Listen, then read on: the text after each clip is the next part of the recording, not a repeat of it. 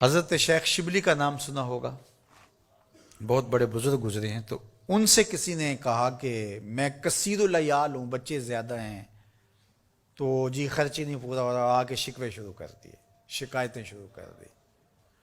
تو جب وہ ساری بات مکمل کر چکا تو حضرت شیخ شبلی نے فرمایا کہ تو واپس گھر چلا جا، جس جس کا رزق اللہ کے ذمہ نہیں ہے اس کو گھر سے نکال دے، تو سوکھا ہو جائے گا. اس نے کہا جی یہ کیسے ہو سکتا ہے، سب کا رزق اللہ کے ذمہ کرم ہے. تو کہا پھر اتنی بھی پریشانی کی کیا ضرورت ہے، اس کے ذمہ ہے، اب وہ کب کتنا دیتا ہے اس پہ تو راضی رہے، تیری زندگی سوکھی ہو جائے گی.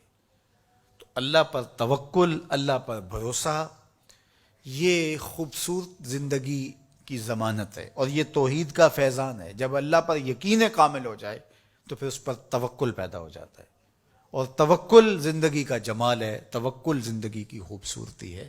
لیکن توکل یہ نہیں ہے کہ چھوڑ کے بیٹھ جائیں. توکل کا مفہوم یہ ہے کہ حضرت انس رضی اللہ تعالیٰ عنہ سے ہے کہ گھٹنا بھی باندھو اور اللہ پر توکل بھی کرو.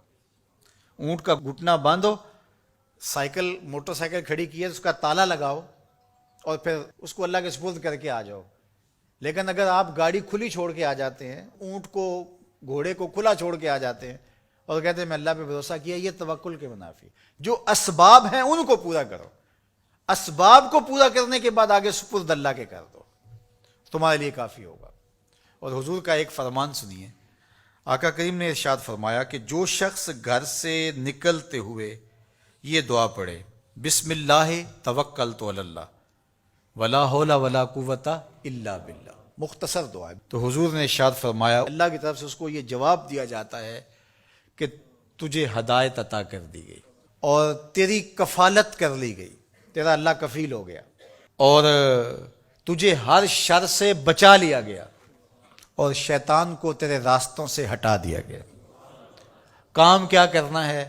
بسم اللہ توکلت علی اللہ ولا حول ولا قوت الا باللہ. یہ گھر سے نکلتے ہوئے پڑھ لیں گے تو انشاءاللہ حضور علیہ الصلوۃ والسلام کا جو فرمان ہے اس کے ہم مصداق بن جائیں گے اور اللہ کی رحمتوں کے حصار میں آ جائیں گے. شیطانوں سے بچ بچ کے چلیں گے. گلی اور بازاروں کے اندر شیطانوں کی بھیڑ بھی ہوگی لیکن ہم سے نہیں ٹکرا سکیں گے، ہٹا دیے جائیں گے، کیونکہ یہ ضمانت ہمارے حضور نے ہمیں دی ہے. تو اللہ پر توکل، اللہ پر بھروسہ، یہ مومن کی زندگی ہے. کام کریں، گھٹنے باندھیں، سب کچھ کریں، لیکن بھروسہ اللہ پہ.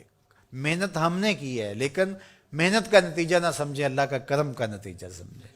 یہ کہتے ہیں وہ منڈے نے بڑی محنت کی ہے جس لیے آگے نکل گیا ہے.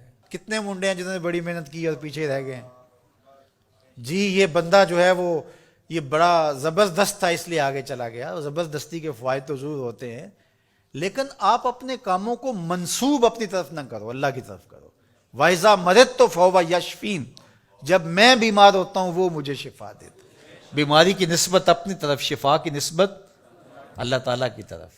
تو یہ نہیں کہ منڈے نے بڑا کام کر دکھایا، نہیں، اللہ کے سپرد. اور میں تو کہتا ہوں کہ اپنے کام اللہ کے سپرد کرو. کسی کے اوپر جب ہم توقع رکھتے ہیں تو ہماری توقع قدم قدم پہ ٹوٹتی ہے. اللہ پہ توکل کرو، دنیا پہ توقع نہ رکھو. ٹھیک ہے اسباب بہم پہنچاؤ، کوشش کرو، لیکن نتیجہ سب کچھ اللہ کے سپرد رکھو. انشاءاللہ خیر ہوگی، بہتر ہوگی. پھر مایوسی بھی نہیں ہوگی. جب توقع ہی لوگوں پر نہیں ہوگی تو توقع ٹوٹے گی نہیں، توقع ہوگی نہیں تو ٹوٹے گی کیسے؟ تو پھر مایوسی اور پریشانی نہیں ہوگی. تو اللہ پہ توکل تمہیں اعتماد دے گا، اللہ پہ توکل تمہیں مضبوط کرے گا، اللہ پہ توکل تمہیں کھڑا کر دے گا، اللہ پہ توکل تمہیں توحید کے نور سے مالا مال کرے گا. اللہ پہ توکل اللہ کی محبت کا ذریعہ ہے. اللہ پہ توکل خشیت الہی کی نہضت کا سبب ہے. اللہ پہ توکل باطن کی روشنی کا سبب اور ذریعہ ہے. یہ نور ہے، قبر میں بھی جائے، حشر میں بھی یہ نور ساتھ ساتھ چلے. تو اللہ پر توکل یہ زندگی کی خوبصورتی ہے اور یہ ہماری زندگیوں میں اترنا چاہیے. اللہ مجھے آپ کو توکل کے نور سے مالا مال فرما.